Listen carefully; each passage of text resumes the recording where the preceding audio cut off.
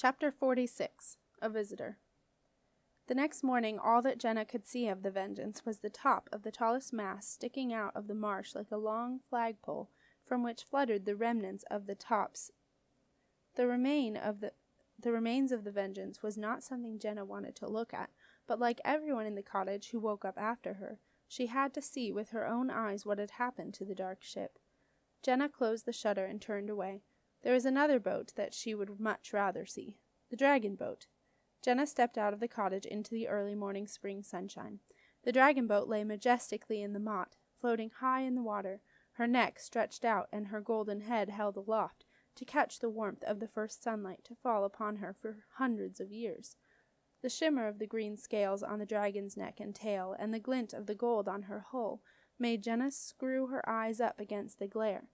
The dragon had her eyes half closed too. At first Jenna thought the dragon was still asleep, but then she realized that she was also shielding her eyes against the brightness of the light.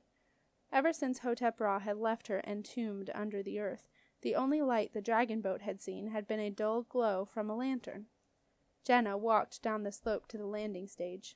The boat was big, much bigger than she remembered from the night before, and was wedged tightly into the moat now that the floodwater had left the marshes. Jenna hoped the dragon did not feel trapped. She reached up on tiptoes to put her hand on the dragon's neck. "Good morning, my lady," the dragon's voice came to her. "Good morning, dragon," Jenna whispered. "I hope you're comfortable in the moat. There is water beneath me, and the air smells of salt and sunshine. What more could I wish for?" asked the dragon. "Nothing. Nothing at all," agreed Jenna. She sat down on the landing stage and watched the curls of the early morning mist disappear in the warmth of the sun. Then she leaned back contentedly against the dragon boat and listened to the dabblings and splashings of the various creatures in the moat. Jenna had become used to all the underwater inhabitants by now.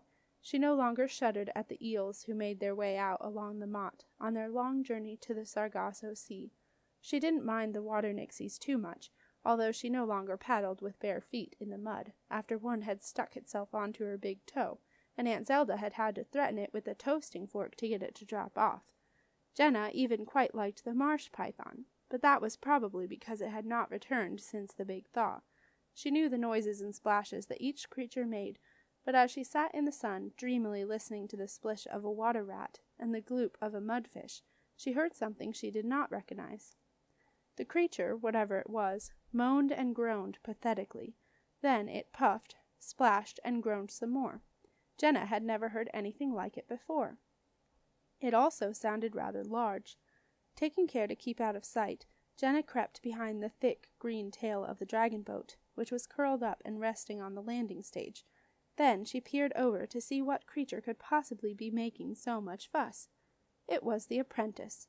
He lay face down on a tarry plank of wood that looked as though it had come from the Vengeance, and was paddling it along the moat using just his hands. He looked exhausted. His grubby green robes clung to him and steamed in the early morning warmth, and his lanky dark hair was straggling over his eyes. He seemed hardly to have the energy to raise his head and look where he was going. "Oi!" yelled Jenna. "Go away!" She picked up a rock to throw at him.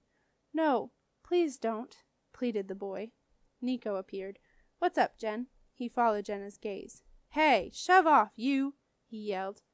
The apprentice took no notice. He paddled his plank up to the landing stage, and then just lay there, exhausted. "What do you want?" asked Jenna. The ship. It's gone down. I escaped." "Scum always floats to the surface," Nico observed. "We were covered in creatures. Brown, slimy things." The boys shivered. "They pulled us down into the marsh. I couldn't breathe. Everyone's gone. Please help me." Jenna stared at him, wavering. She had woken up early because she had been having nightmares full of screaming brownies pulling her down into the marsh. Jenna shuddered. She didn't want to think about it. If she couldn't bear to even think about it, how much worse must it be for a boy who had actually been there?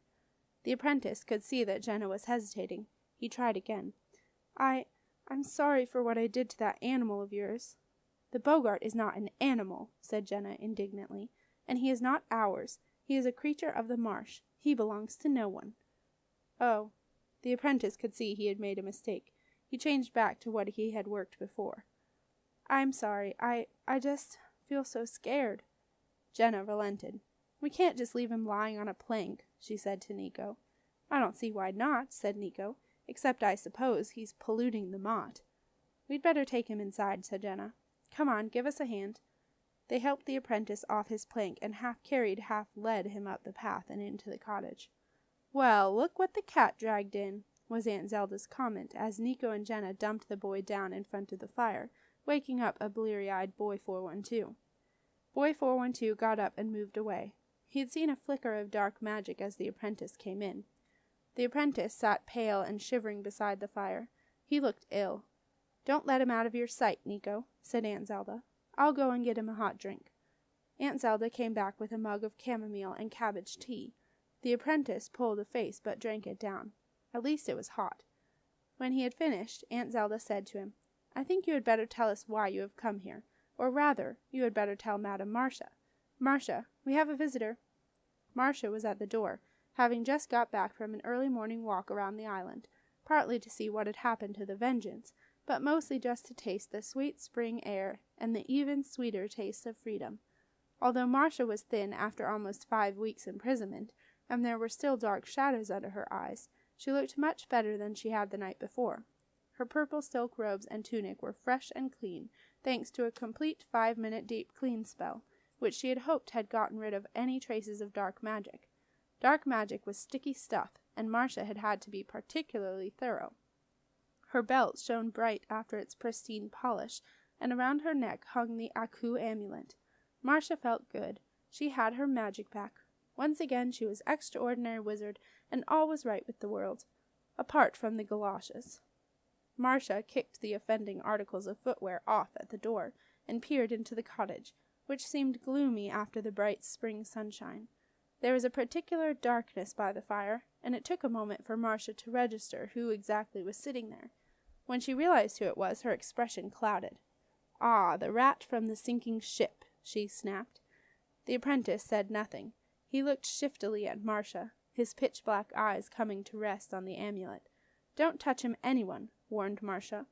Jenna was surprised at Marcia's tone, but she moved away from the apprentice, as did Nico.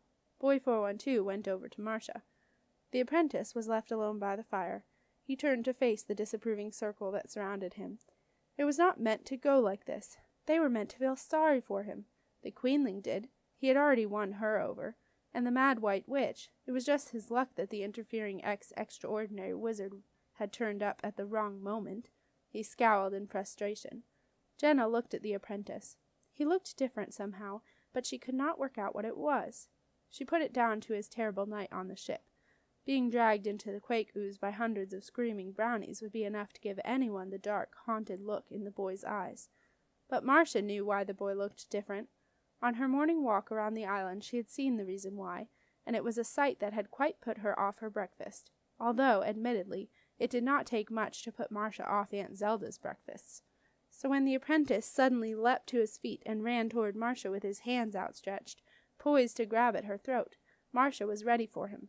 She ripped the clutching fingers from the amulet and hurled the apprentice out the door with a resounding crack of a thunder flash. The boy lay sprawled unconscious on the path. Everyone crowded around. Aunt Zelda was shocked. "Marcia," she muttered, "I think you might have overdone it. He may be the most unpleasant boy I've ever had the misfortune to come across, but he's still only a boy." "Not necessarily," was Marcia's grim reply, "and I haven't finished yet. Stand back, please, everyone."